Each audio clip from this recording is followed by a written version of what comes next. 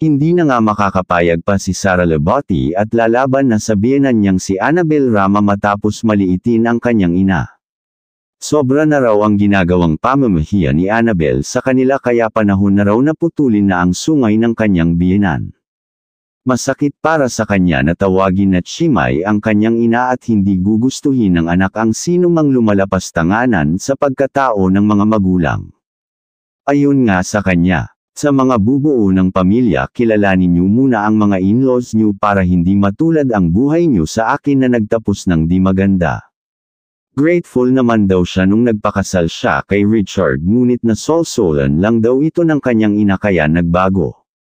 May pahabol na mensahe din siya sa kanyang biyenan na si Annabel Rama, lumuhod ka sa lupa dahil malapit na, at some point proud naman si Sara Lebotti sa kanyang ina dahil ginampanan nito ang kanyang responsibilidad bilang OFW noon. Na ayon sa kanya isang napakamarangal na trabaho.